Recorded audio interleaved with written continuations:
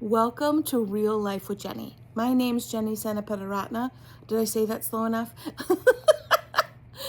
Grab your favorite drink, get yourself a snack, and we'll get started. Today I have Ceylon Supreme. This is the ultimate tea. Honestly, Ceylon makes some of the best tea in the entire world. If you can get your hands on some, you should. A little bit of cream and sugar with this because it's pretty strong. I mean, it's hardcore and it's delightful. I know, you're excited. Here we go. Homemade cookie dough. Like, look at that. Oh, I almost just took a bite. But I'm not going to. I'm not going to take a bite. That's not going to happen. Not on camera.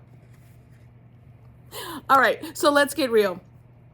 I want to talk about something that is kind of a big secret in my life. No, it's not. It's not a secret at all. I love baking. I love baking. It is something that brings me complete joy. It is something I don't get to do very often because we don't eat it. I am a salty girl. I love salt. And so I make baking goods and I don't eat them. It's quite sad and actually quite depressing. But oh well. But when I was in my 20s, I took a cake decorating class. Because I wanted to be like my grandma. Like my grandma was one of those women that you would say to her, "Grandma, can you make me a Transformers cake?" And she would do it. Like full on. I mean, it was with the star tips, that you got a pan that looked like a transformer, and then she would decorate the whole cake like a transformer. Strawberry shortcake, Care Bear, like whatever in the 80s and 90s was going on in your life, my grandmother could make you a cake. And she did. She made us 3 kids a cake every single birthday, and it was phenomenal. And you know what? I kind of took it for granted as a kid because I remember thinking, I want the McDonald's cake. Gross! Anyway. Because you kind of want to be like every other kid. But my grandmother made the most extraordinary cakes. And so I wanted to be just like my grandma when I grew up. Like, I still do. Like, someday I want to be the old lady like my grandma was. I'm getting pretty close. But anyway, in not all the areas. I still cannot grow a cucumber to save my life. I have no idea how she grew so many cucumbers and pickled them all. I'm going to have to buy mine. That's just for the rest of my life. I just don't know. I can't grow them. Anyway, but she would do that. So I put on my bucket list when we made it before Sam was born. We made this huge bucket list. I've talked about it. I've actually revised it because now some of the stuff's a little out of date and no longer available. Like one thing I had on there, they're like, it's gone. They got rid of it. It's no longer available. So not going to do that. But one of the things was to make my daughter a birthday cake every single year. And guys, I did it. She's now an adult. I'm going to count that as every single year because as an adult now she's got her own things going on. And I did it except for 2 years. 1 year my mother-in-law made it. She made a princess cake. It was really cute. And the other year was a surprise birthday party. And we ordered cupcakes from Costco. Or Sam's Club. I'm not sure which one. Kudos to both. Anyway, so those 2 years, but every year she would have a theme for her birthday. And so 1 year when she was really little, it was like My Little Ponies. And so I made rainbow cake. So it was all 7 flavors covered in white. It was fun. It was actually really good. It was actually gluten-free too, because she was gluten-free at that time.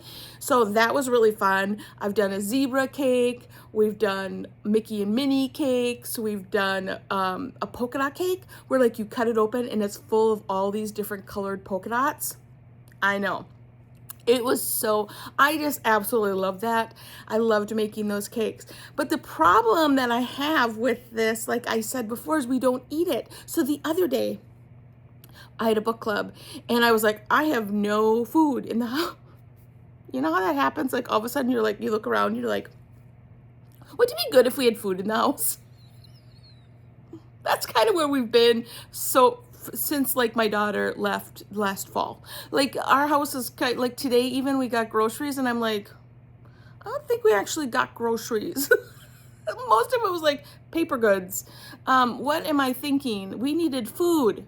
We needed food, but I just can't get there. Anyway, you don't care. You don't care about my weird world. So I didn't have a treat for book club, so I made blonde brownies. I only made a half a pan because now I only make a half of something. I never actually do the whole thing because it's too much. 24 cupcakes? Who can eat 24 cupcakes?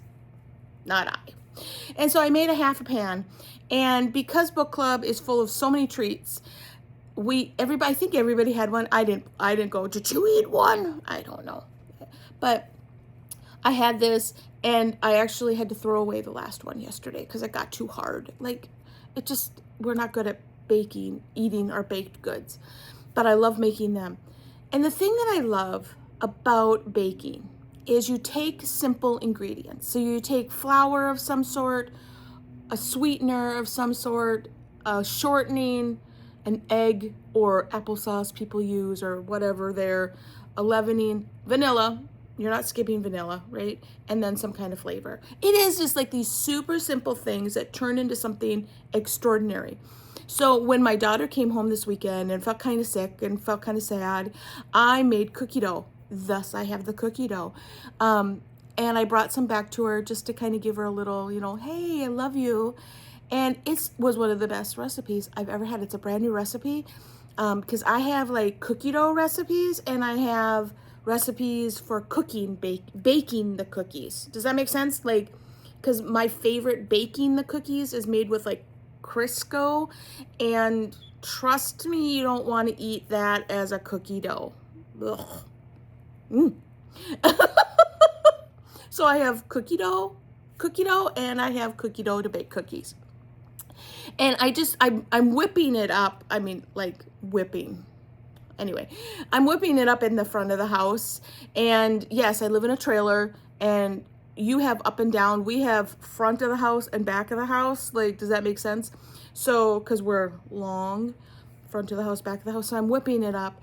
And I'm thinking about how simple this really is. Like, how simple cookie dough really, like, the ingredients are simple things that I have all the time. Like, I always have flour, I always have sugar, I always have butter, and I always have eggs.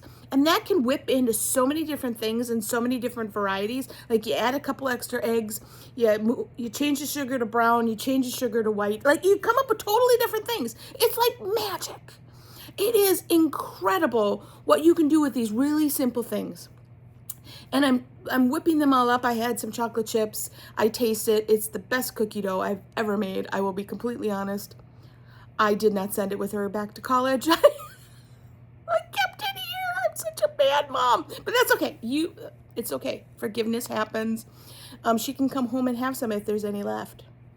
There won't be. But I thought, as I was whipping this up, that simple things often change our lives.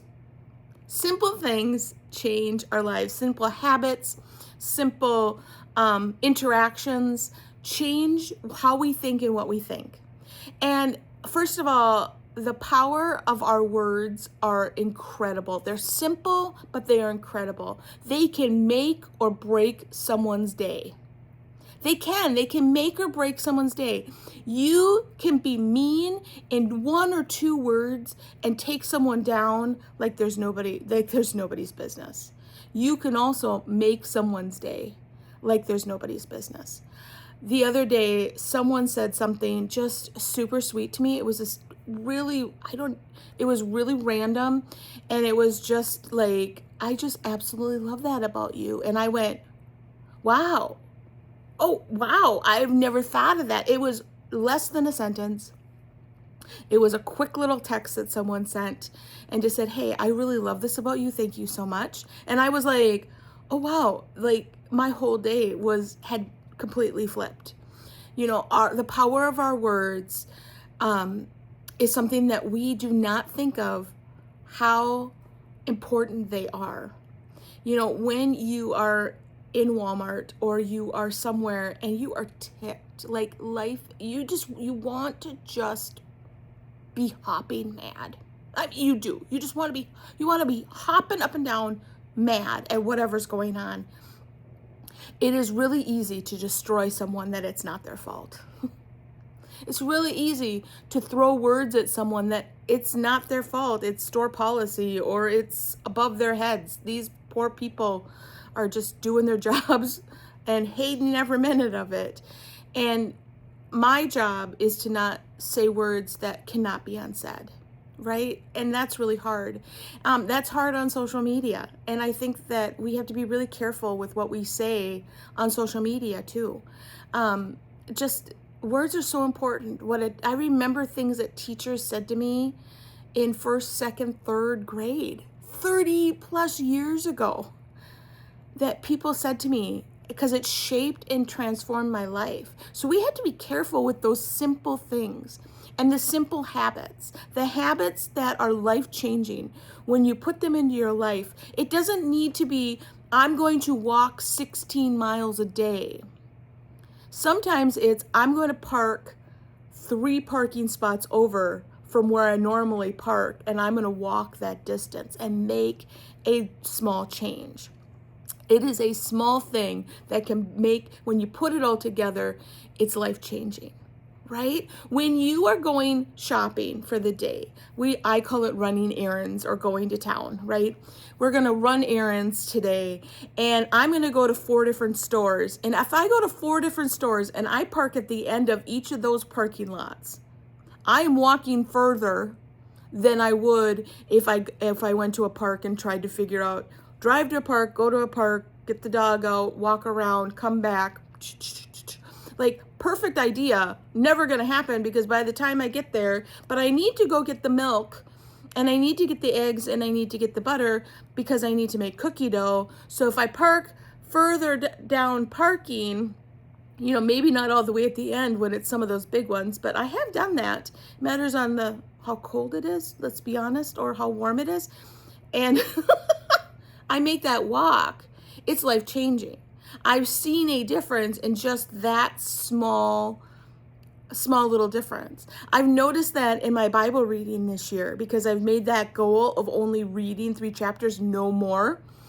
And yesterday I actually put it on and I forgot and I didn't get any of it. I just didn't because all of a sudden I was like, I have to go back and do them again, which is fine.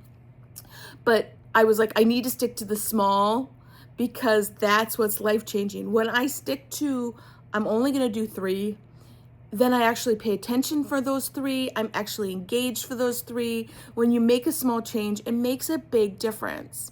And so I'm just asking you with the ingredients that you have, right? We all have different ingredients. We all have different, we all have different things in our lives, but they're all pretty similar. Like, how are we going to make a big difference in our own lives?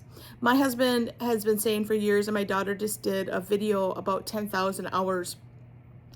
10,000 hours and you become an expert at something is what they say. I don't know. 10,000 hours seems like an awful lot.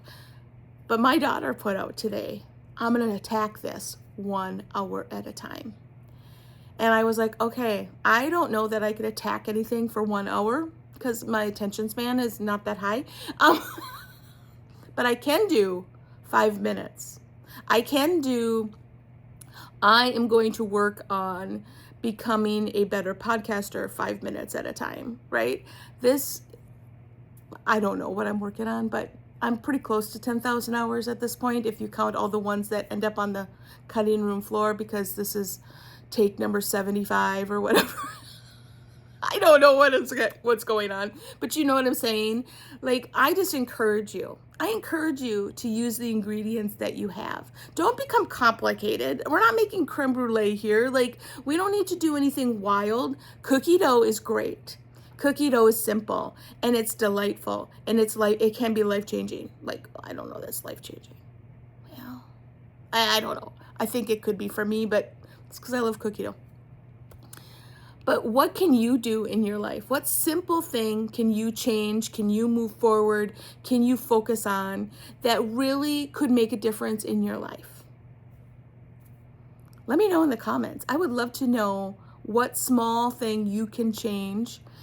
Give yourself 5 minutes a day for stretching. My husband does that every single day, and I need to. I need to stretch a little bit more. 5 minutes a day, that's all he does of stretching. And it has changed the way that he walks, that he can maneuver, just so many things. He just spends 5 minutes just stretching out his body in different ways. And it's changed everything. So what can you do? What small thing can you do to change your life? Well, you can find me at Real Life with Jenny on Instagram and on Facebook. You can support this podcast by going into the comments and seeing where you can click on a button. Also, my website is there. I'm like, what is that thing called? I think it's time to be done, guys. But really, honestly, think about your life as a simple cookie dough. It's simple ingredients, but it makes something delightful. What simple things can you put into your life that can be life-changing? You know, you could add raisins and oatmeal, and this cookie dough is a raisin oatmeal cookie, which are quite delightful. I know it's controversial, but really they can be quite delightful. You can change out the ingredients. One small ingredient can change the profile of your life. And so I encourage you to prayerfully go before the Lord and say, Lord, help me change some small things. I don't need to have a big vision, but I do want to do something small and maybe be able to do something more for you. You guys have a great week.